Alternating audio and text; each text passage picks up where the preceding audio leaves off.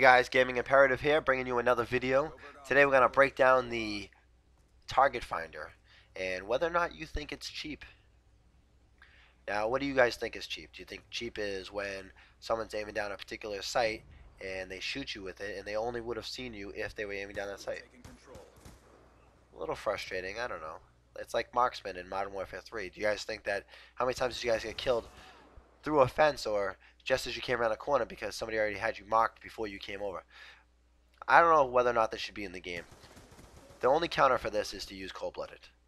Now, in my opinion, cold-blooded is probably the third, I would say the fourth best perk in the Class 2 perks. So now you're relegated to using one of the shittier perks in the game, just so you can counter the half the people that are going to be using the target finder.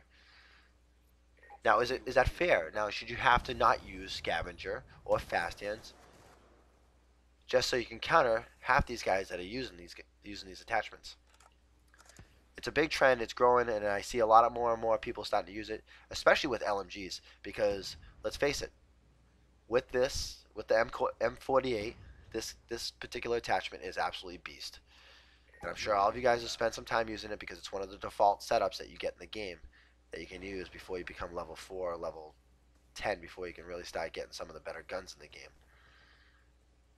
I'm not sure. Personally, I think that it's a little bit cheap. But every Call of Duty has its, particular cheap things. Like I said, Modern Warfare 3 had marksman. Modern Warfare 2 had a ton of them with second chance and, half the other things in the game, like the attack insertion and free for all was ridiculous. Everyone was boosting. And the nuke, everyone was using all these cheap little tactics. Personally, I think when you have exploits in the game, people are going to use them. There's nothing you can do about it. Otherwise, we would have nothing to complain about. So it's going to be in the game, and it's going to be here to stay. The question is whether or not can they buff it, and if they can, would they? One way that I would buff it is to make it so that it only identifies the first target seen in the scope, and that would be the closest target. So if there's two guys, one standing at 100 meters, the other one standing at 120, let's show the guy at 100 meters. Let's not show the guy at 120 until the guy at 100 meters is dead. I think that would help.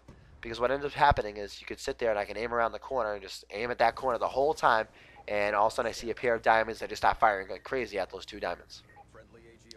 Now here I'm going to call in the AGR. Just to touch on one thing real quick. I think this is one of the coolest features in the game, is the fact that you no longer have to, if you don't want to, control some of your kill streaks. Like here I was able to get an AGR, which in the game is one of the higher kill streaks. Not the highest, but one of the higher ones.